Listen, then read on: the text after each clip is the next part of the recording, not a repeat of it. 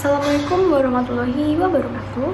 Perkenalkan, nama saya Anzali Yusra Ramadhani dengan NIM 070111242983 dari kelas L2 B Indralaya. Yang terhormat kepada dosen pengampu mata kuliah Sistem Hukum Indonesia, Bapak Ar-Rahman Syafebi, SIP, MSI. Di sini saya akan menjelaskan rencana karir saya setelah lulus dari S1 Administrasi Publik Universitas Sriwijaya. Oke, di sini saya ingin bekerja di Kementerian Luar Negeri, yang mana di bagian formasi Direktorat Jenderal Informasi dan Diplomasi Publik. Ini merupakan salah satu tujuan saya setelah lulus S1 Administrasi Publik. Saya tertarik pada bagian tersebut karena saya ingin secara aktif mengikuti isu-isu global yang telah terjadi saat ini.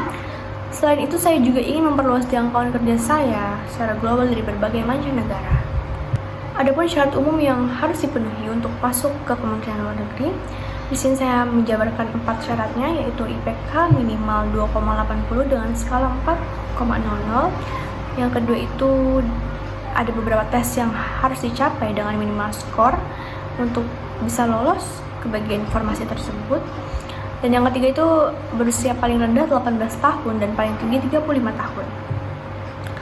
Yang keempat, lancar dan wajib harus Yang keempat, wajib atau lancar berbahasa asing, minimal menguasai 2 bahasa, yang tentunya didominasi oleh bahasa Inggris secara aktif. Kemudian analisis SWOT pada diri saya sendiri. Yang pertama itu ada strength atau kekuatan. Saya mudah beradaptasi dengan lingkungan baru, kemudian saya juga mampu mempelajari sesuatu dengan cepat. Saya juga dapat menganalisis hal secara spesifik dan juga mampu menggunakan waktu dengan bijak. Yang kedua itu weakness, yakni kelemahan saya. Saya memiliki tingkat kepekaan yang cukup kurang, kemudian saya masih pasif dalam berbahasa Inggris, dan juga terkadang kurang percaya dengan kemampuan yang dimiliki. Itu beberapa kelemahan yang saya miliki. Dan yang ketiga itu opportunity, peluang yang tersedia itu pada bagian informasi ada jurusan administrasi, kemudian relasi dalam bidang tersebut.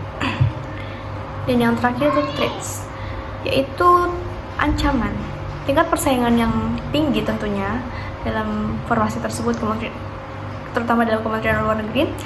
Yang kedua itu wajib menguasai bahasa asing secara aktif, dan juga formasi yang sedikit, juga ketatatan seleksi dari tiap tahun ke tahun.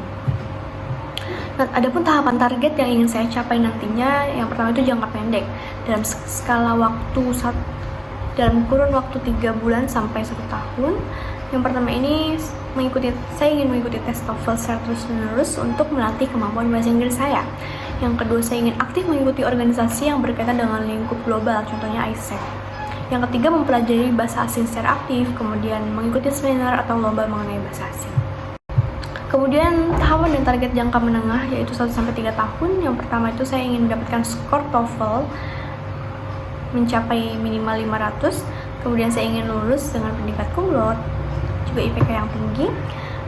Juga saya mendapatkan pengalaman yang nantinya dapat digunakan pada dunia kerja. Yang terakhir itu jangka panjang, tahapan target saya itu 3 tahun lebih.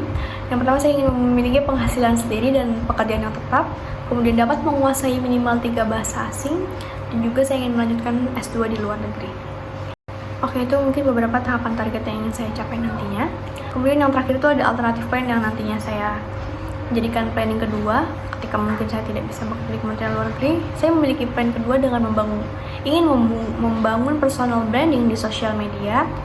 Nantinya di sana saya akan aktif membuat konten, kemudian menjadi afiliator hingga dapat penghasilan sendiri.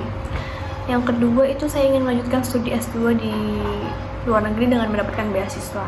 Ini juga merupakan target saya nantinya. Dan yang ketiga itu saya mungkin akan bekerja di perusahaan swasta. Nah, mungkin itu saja yang dapat saya sampaikan. Terima kasih kepada dosen pengampu saya dan juga teman-teman semuanya. Semangat dan sukses untuk kita semua. Wassalamualaikum warahmatullahi wabarakatuh.